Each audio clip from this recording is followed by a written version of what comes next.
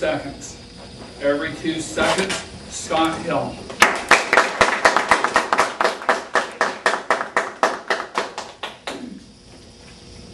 Good morning, contest chairman, distinguished judges, guests, fellow Toastmasters. On September 12, 2005, it was my honor to join the American Red Cross as a donor recruiter. My job was to recruit folks to donate blood. During training, I was told every 2 seconds, someone needs a unit of blood in this country, and that's your job. No pressure, but that's your job. They also told me that half of the country was eligible to donate. Great. Then they told me only 1 in 20 actually do. No pressure. That's your job. I worked through training, and then I found out, well, you know, when you go to donate blood, we ask you some pretty personal questions. We ask you about where you traveled, habits you have or may have had in the past, sexual questions. And, oh, by the way, you do this for free. Back to the questions. There is one question on our form that says, have you ever traded sex for money? A gentleman, senior gentleman that was answering the question, said, son, I've been married for 40 years. I traded sex for a refrigerator once.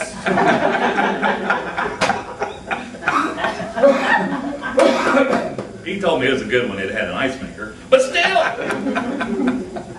And then,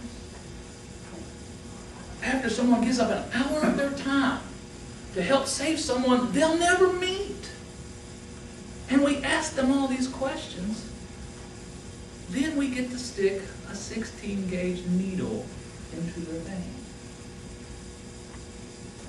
Thank you for donating, is what we say. We don't pay. No one gets paid for donating. But after we go through all that,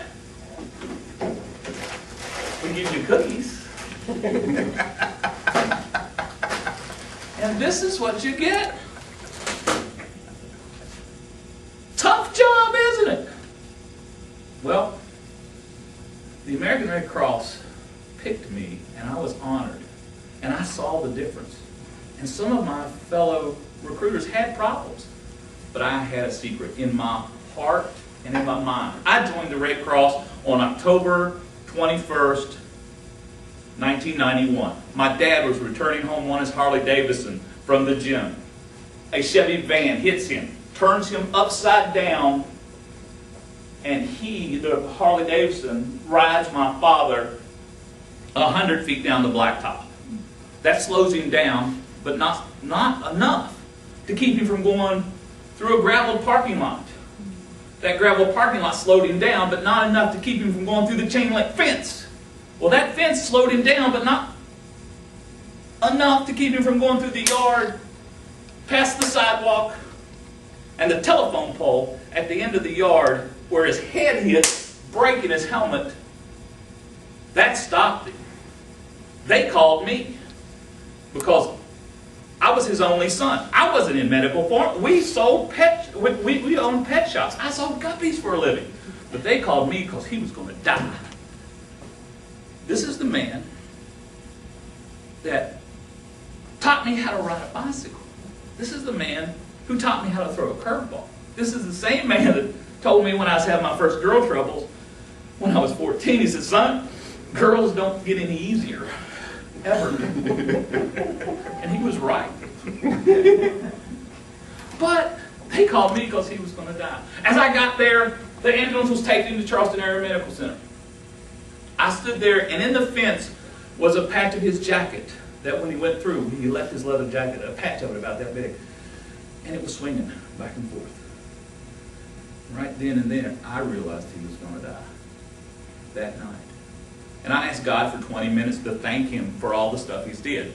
We said thank you for the potatoes and thank you for the $10 and thank you for using the card, but we never said thank you for everything. I needed 20 minutes to go say thank you. Well, I got my 20 minutes. Because that night, he received 10 units of blood. From someone I never met. From 10 people I never met. Because they took the time out of their day, let us stick them, and took their cookies that they could save my father's life. Well, they did save his life. I got my 20 minutes. I even got 20 hours. I got 20 months. But I didn't get 20 years. He passed 5 years after the wreck. But he's back with me every time I give this speech. That's what blood donation does. So the next time I want you, when you see a poster hanging up in a lobby, or someone makes a phone call to you, or you're at work and there's a company blood drive, don't think, oh man, I got this report to do and I got this thing to do and this thing to do. I want you to think of the stories, not of my father. You came in. But there's thousands of stories out there, just like mine. Every 2 seconds, there's another story now. Every 2 seconds, there's another story now. Every 2 seconds, please help us and please donate. Thank you.